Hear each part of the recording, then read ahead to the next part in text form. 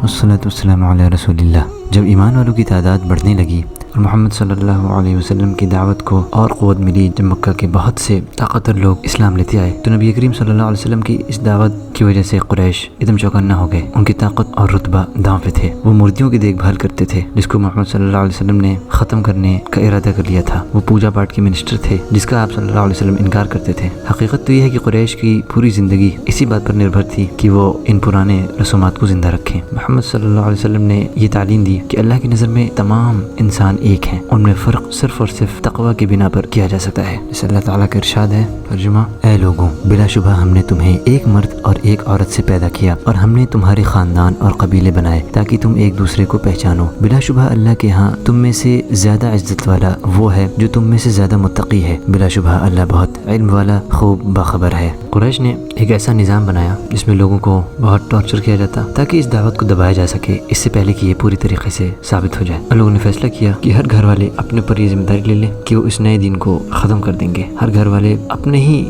گھر کے لوگوں یا اپنے غلاموں کا ٹارچر کرتے جو اس دین سے جڑ گئے تھے۔ محمد صلی اللہ علیہ وسلم مستثنی تھے، اس لیے کہ آپ کو ابو طالب اور ان کے لوگوں کی طرف سے حمایت ملی ہوئی تھی۔ اس کے علاوہ ابو بکر صدیق رضی اللہ عنہ اور باقی کچھ اور لوگ جن کا رتبہ اونچا تھا یا جن کی قریش میں عزت تھی، ان لوگوں کے علاوہ باقی اور جتنے لوگ اس نئے دین کی طرف آئے تھے انہیں کسی نہ کسی طرح سے سزا دی جاتی رہی۔ ان میں سے کچھ لوگوں کو جیل میں ڈال دیا گیا، پھر انہیں بھوکا پیاسا رکھ کر ان پر کوڑے برسائے گئے جو رمادہ کا پہاڑ تھا اور باتا نام کی ایک جگہ تھی۔ یہ جگہیں ان بری سزاؤں کا گھر بن گئی۔ آج کا پارٹ یہیں ختم ہوتا ہے، انشاءاللہ اس کو آگے ہم جاری رکھیں گے۔ جزاکم اللہ خیرا۔ السلام علیکم ورحمۃ اللہ وبرکاتہ۔